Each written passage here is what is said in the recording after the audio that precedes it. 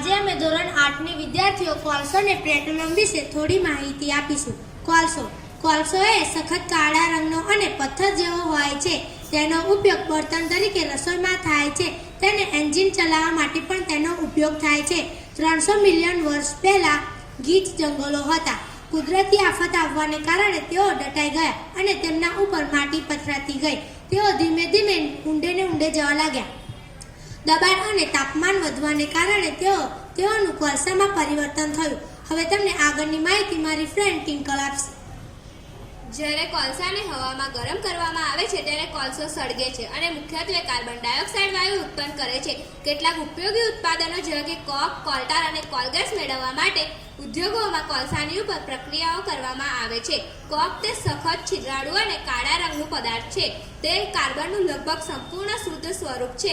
કેટલાક ઉપયોગી ઉત્પાદનો જેવા કે સ્ટીલના ઉત્પાદનમાં અને ઘણી ધાતુઓના નિષ્કર્ષણમાં થાય છે। કોલટાર તે કાળું, ઘટ અને અણગમતી વાસવાળું પ્રવાહી છે। તે 200 જેટલા પદાર્થોનું મિશ્રણ છે। કોલટારમાંથી મળતી નિપજોનો ઉપયોગ રોજિંદા જીવનમાં અને ઉદ્યોગો જેવા કે સાંસ્કૃતિક રંગો, દવાઓ, વિસ્ફોટકો, પરફ્યુમ્સ, પ્લાસ્ટિક પેન્ટ્સ તથા છત બનાવવાના પદાર્થોમાં વપરાય છે। રસપ્રદ વાત એ છે કે ફૂદા અને જીવાતોને દૂર રાખવા માટે વપરાતી ડામરની ગોળી પણ કોલટારમાંથી જ બને છે। કોલગેસ કોલસામાંથી કોક બનાવવાની પ્રક્રિયા દરમિયાન કોલગેસ મેળવવામાં આવે છે।